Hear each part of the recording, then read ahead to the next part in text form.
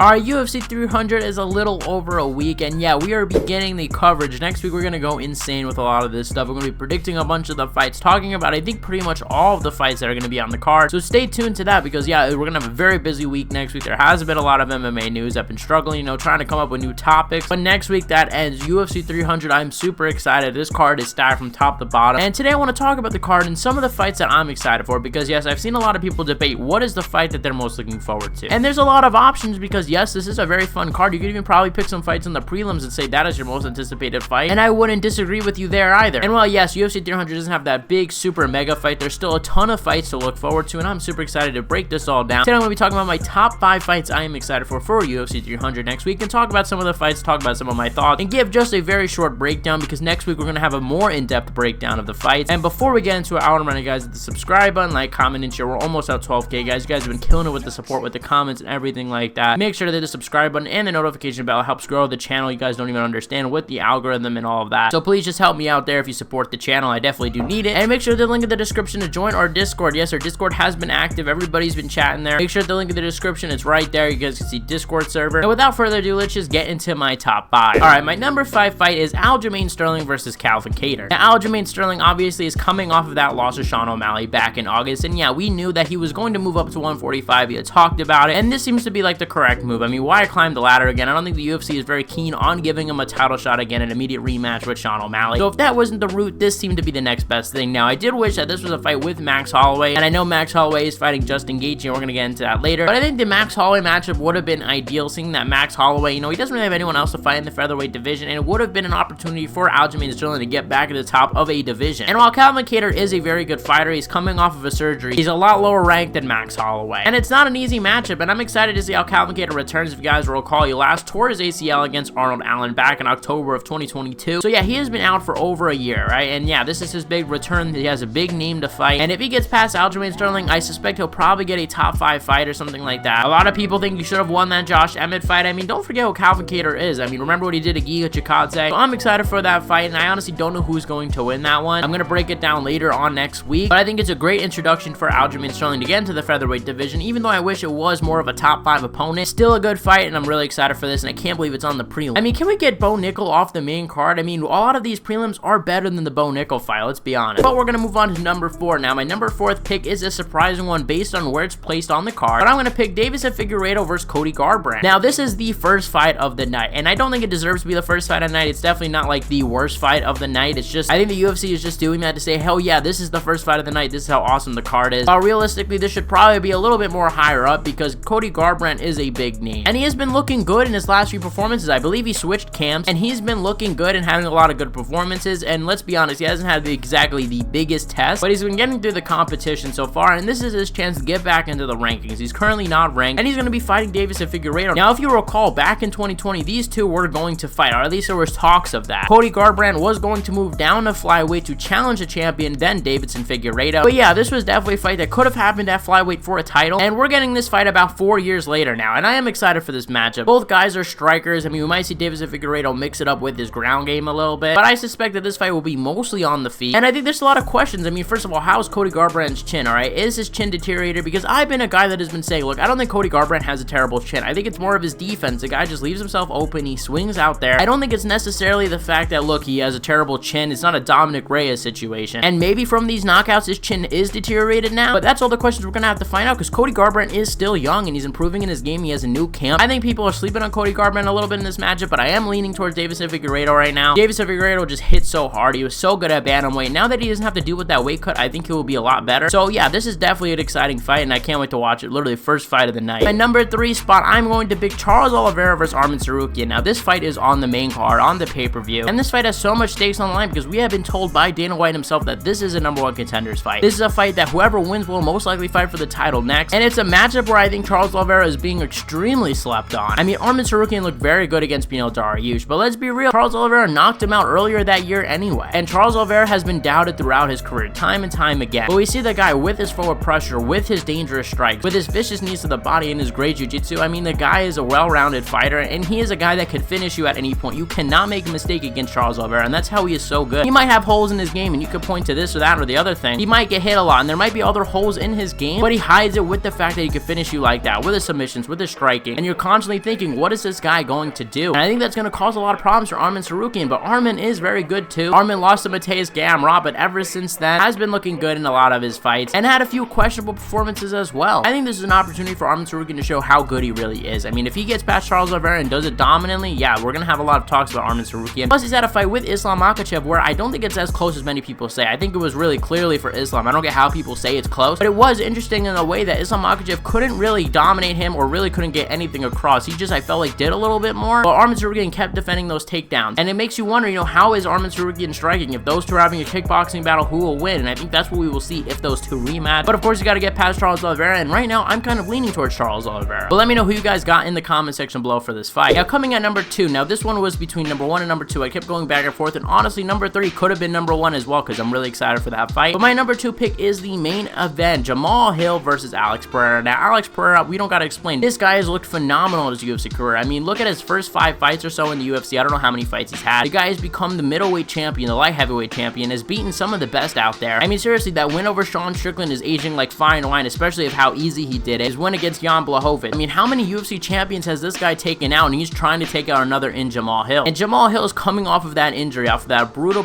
injury to his Achilles heel, and I think that is a big question mark in this matchup. Has he fully recovered? Because for me, I could see a scenario where Jamahal Hill says, hey, maybe I need to wait till May. I need to wait till June, something around that. And then he sees the check that the UFC is offering him and saying, hey, I could be the main event in UFC 300. This is a big opportunity for me in my career, as well as getting a lot of money. And he's like, you know what? I'll rush the recovery. It's fine. I'll go in, you know, at 50% or so, or maybe even 75% and give up those percentages just for a little extra money. But in the long run, it might hurt him because he could wind up getting knocked out from Alex Pereira. Now, I really started watching film for this fight early on because I am excited for this fight. And there's a lot of things that Jamahal Hill does that will present Alex Pereira problems, such as pressuring against the fence, as well as knockout power. I mean, we've seen him knocked out by Israel Adesanya, and he's a guy, yes, that is new to MMA, but he's had a whole kickboxing career before that. How much damage has he taken? Definitely not as much as Jamahal Hill has. And there's just so much too. I mean, an underrated factor in this fight is the fact that Jamahal Hill beat Alex Pereira's coach. I mean, that's definitely going to be on Alex's mind, trying to get revenge for his coach. I mean, remember that stare down they had at UFC 283 in Brazil? I'm excited for this main event. I know it had some controversy being the main event, but I am still excited for this fight. It's a great matchup. I think everyone agrees. Now, my number 1 pick, I think this is probably number 1 for most people and probably what people would think I would pick as number 1. My number 1 pick is Marina Rodriguez versus Jessica Andrade. Guys, I'm joking. Of course, my number 1 pick is Max Holloway versus Justin Gaethje. Guys, this has been a fight that if you guys have been a fan of the channel for a while, I was talking about last year. I was saying, yo, they got to make this matchup. This is a fun fight. And it is, just from a fan's point of view. Does it make sense? It really doesn't. It doesn't make much sense. But if we're talking about being a fan of the fight game, if we're talking about being a fan of mixed martial arts in the UFC, yeah, this is a fight that makes sense because both these guys have beaten a lot of people. They both take a lot of damage. They both give a lot of damage. Both of these guys are going to damage each other, or we're going to see one of these guys finish. Now, Max Holloway has not been knocked out in his career. It's incredible. I mean, the fact that he's faced so many people and has taken a lot of damage, he's not been knocked out, let alone knocked down. And this is him going up a weight class, going up 10 pounds against Justin Gaethje, a guy who has brutal leg kicks, brutal power, great boxing, who could just go forward, who has a good chin of his own. I think if Max Holloway wins this, it's going to be based on volume. It's going to be based on the amount of punches he lands. If Justin Gaethje wins this, I think it's going to be from the shots that he lands, the brutal shots. I don't think anyone could go volume for volume but Max. I think it's been proven in the past no one can. But I think if Justin Gaethje stays behind the jab, uses good footwork, kick the outside of Max Holloway's leg, and picks his shots and finds some brutal shots, we could see a similar performance that he had against Tony Ferguson. But I don't think that's what's going to happen. I'm not saying that I think Max Holloway will win, but I think Max Holloway will present a lot of problems for Justin Gaethje because he's not just going to stay still. He's not going to just take those hits. He has good head movement. He's going to move out of the way. He's tall as well. Like, he isn't like a shorter guy. I think he's going to be able to take a lot of those shots and land with volume and make Justin Gaethje a little hesitant. And if he gets Justin Gaethje going backwards, that could be a tough night for Gaethje. But let me know in the comment section below, what is your top fight? What fight are you most looking for UFC 300? Now, as always, guys, we're going to wrap up this video looking at the top comments from the last video. If you guys recall, it was about Israel Adesanya fighting Dricus du Plessis. I talked about how Sean Strickland maybe deserves a title shot over Israel Adesanya more. And we're going to look at some of the top comments. Jack whooped somebody's ass for giving him a cheap shot to that eye. Had to have happened that way. So, guys, I saw some people commenting about the eye situation. As you guys know, I have a black eye. I don't even know what eye it is. But yes, I have a black eye here. Basically, I'm going to give you guys a short rundown of the story. Maybe I'll leave it in the comment section below if somebody asks for it, the full story. It was supposed to be some light sparring, but two things happened. First of all, I don't think this person understood light at all. Like, obviously, being more experienced, you're going to go lighter on somebody. But number two, which was the bigger problem, was that when he had gloves, absolutely no padding in his glove. I felt the glove. Guys, it's as if like I was wearing a shirt over my hand. You could feel the bone, you could feel the knuckle, and I kind of brushed it off. I was like, you know what, he's new, whatever. We're going light, whatever. I told him we're going light, hey, whatever. Then boom, hits me in the face, also hit me in the lip. It's a crazy story. Maybe I'll leave in the comment section below because I feel like I'm underselling how crazy the story story was. But yeah, that's basically it to give you guys a little explanation. Most ridiculous thing I've ever heard. All previous champions got title shots quick, so he can. He was champ for the longest time. Alex fucked Strickland. Israel fucked Alex, if you make in comparison. Alex Pereira has nothing to do with this fight. I don't know if you guys know. Alex Pereira is actually not fighting for the middleweight title. So Alex Pereira has nothing to do with this. If Alex was a champion, I would get their argument saying, yeah, Izzy has a win over him, give him the title shot. We've seen more ridiculous with Dan Henderson and Michael Bisping. I get it, fine. We're talking about a guy like Dricus du Plessis, and it's just like I said, if you guys are Izzy fans, you guys are saying, oh, you guys are happy, this should happen, blah, blah, blah, fine. You guys could say that, but you can't say it makes sense. It doesn't make sense. Strickland deserves the title shot more. It goes simple like this. Dricus du Plessis had a close fight with Sean Strickland. Razor close, could have gone either way. Sean Strickland dominated Israel Adesanya. I understand MMA math doesn't work and styles make matchup, but in this case, we're talking about who deserves it more. So I'm going to say that Sean Strickland deserves it more, and I don't think anyone else could really argue that. Last comment I want to read. There's nothing we are going to do as fans if they give it to Izzy. We will just watch. And yeah, that pretty much describes any situation with the UFC. Of course, we're just going to watch. We're not going to, you know, what am I going to do? Boycott the UFC? Of course, I'm going to watch the fight. As I said in the video, I'm excited for the fight. I think it's going to be a fun stylistic matchup. I don't know who I have winning. I said I think it's a lot closer than a lot of people are giving it. But guys, that was my video. It's on the screen right now. Make sure to click that video right now to go check out some of my thoughts on that subject. Thank you guys for watching. You guys are the best fan base in MMA. Make sure to link in the description to join my Discord server. Thank you guys for watching, and I'll see you guys in the next one.